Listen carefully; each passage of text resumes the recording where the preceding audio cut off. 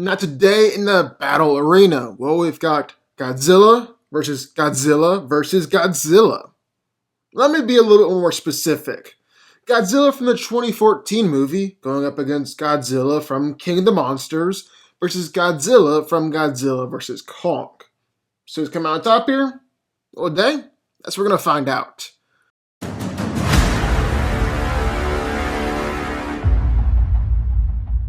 Okay, so we all know who Godzilla is. There have been like 100 movies about him versus another monster.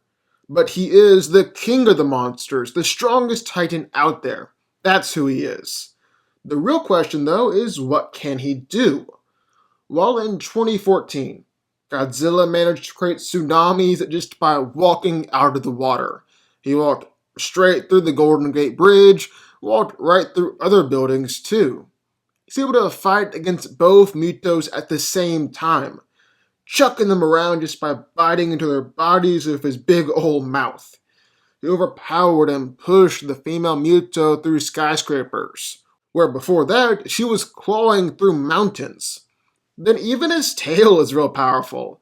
He swung it around and killed the male Muto with just one hit, knocked over a skyscraper while he was at it. So that's 2014. Then in King of the Monsters, Godzilla just went pop right through the ice and Antarctica. He created shockwaves with Ghidorah, then made even bigger shockwaves with Ghidorah later on. He fought against Ghidorah a few times throughout the movie, overpowered King Ghidorah most every time, ripped Ghidorah's head off, threw Ghidorah around, even tackled the big guy through a skyscraper. Oh yeah, forgot to mention, King Ghidorah dwarfs Godzilla in size and weighs 140,000 tons. So take everything Godzilla just did, throw 140,000 tons to it, makes it all the more impressive. Then last but not least, there's Godzilla vs. Kong. And in that movie, Godzilla was able to swim right through battleships and walk right through bridges. Then he was able to fight against Kong, as the name might imply. Both fights against Kong really were impressive. First one was under the water. Godzilla easily won, but that was kinda in his element, kinda unfair. Second fight is more important. They leveled parts of Hong Kong. He slammed Kong into buildings, and Godzilla just generally overpowered Kong throughout most of that entire fight. He threw Kong around, scratched him up. I think he technically even killed Kong. His fight against mechagodzilla didn't really give us much to talk about in terms of Godzilla's strength, though. Mostly because he was just getting beat the whole fight. But he was able to overpower mechagodzilla a couple of times, ram the big guy through a skyscraper alongside Kong. Then there's durability.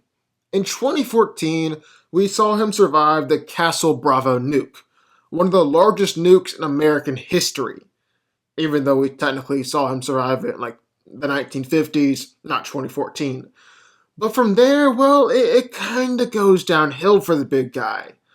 Godzilla was able to take attacks from the Mutos, actually take a lot of attacks from the Mutos, but they were able to visibly injure him. The military even injured him by shooting missiles at his gills. Then he was knocked out by that skyscraper falling down on top of him. So all in all, not the best when it comes to durability. Then in King of the Monsters, he was taking hits from Ghidorah's gravity beams. Really just taking plenty of hits from King Ghidorah. Some freaking nasty hits too. And Ghidorah even picked Godzilla way up into the clouds, and then dropped him from like the edge of the atmosphere or something like that. But not only that, in this movie, Godzilla survived the Oxygen Destroyer, although just barely. And then he survived another nuclear bomb, this time taking it directly to the face. Then we've got Godzilla vs. Kong, where Godzilla was able to take all sorts of attacks from Kong, even get back up after being knocked out by Kong, and go on and win the fight. Then, right after that fight, well, he just took an absolute beating from mechagodzilla. Seriously, never seeing Godzilla get beat up that bad by anything. Just an absolute whooping. Godzilla was essentially its punching bag throughout most of the fight. But Godzilla still never went down, was able to remain in it till the very end, even if Kong was the one who got all the glory for the kill. And then finally, we got Godzilla's atomic breath. This one is pretty simple. It just gets more and more powerful with each movie. Starting out in 2014, Godzilla's atomic breath was used in some pretty cool ways, but the beam itself just looks weak, especially compared to the ones later on. Then in King of the Monsters, Godzilla was using that breath to knock around, push back Ghidorah, who, to remind you, 140,000 tons. So talk about an upgrade.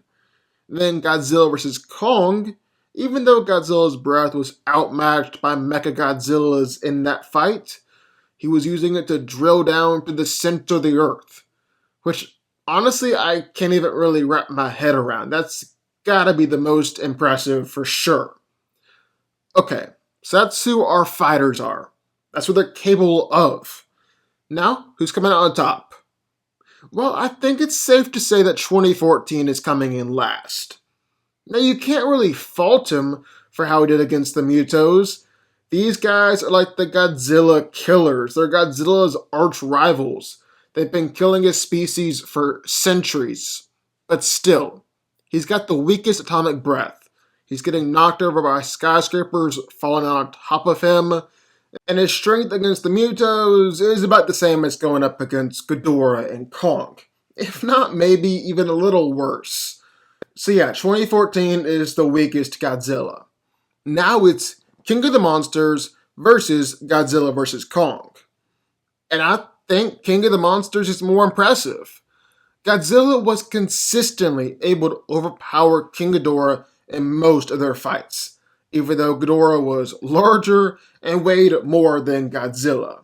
And you can't say the same thing about how Godzilla was doing against Kong and mechagodzilla.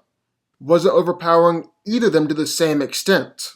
Well, I guess he overpowered Kong at the very end, but Ghidorah was just a lot more of a threat than Kong. Also just a lot bigger than Kong. Godzilla also survived a whole lot more destruction in King of the Monsters. He was knocked out by Kong with his axe and was just trashed by mechagodzilla. But you can't compare that to what he was going through in King of the Monsters. Surviving nukes, surviving oxygen destroyers, surviving being dropped from miles up in the sky, on top of all the attacks he was taking from King Ghidorah. The only real question here is when it comes to atomic breath. And even if Godzilla vs. Kong is stronger, definitely still think King of the Monsters will push him around, especially considering how he was pushing around King Ghidorah. So with everything factored in, I think Godzilla from King of the Monsters is the strongest Godzilla we've seen. Now, 2014 Godzilla did the best he could, fighting its monsters that were evolved to kill him. Godzilla vs. Kong did the best he could too, basically being taken out by himself with his own atomic breath.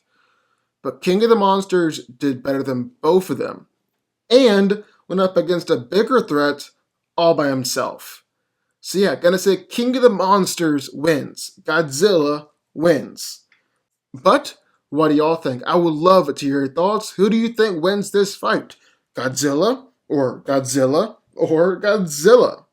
Also be sure that like button, the subscribe button, and turn notifications to join the DanCo army. And I will see y'all next time.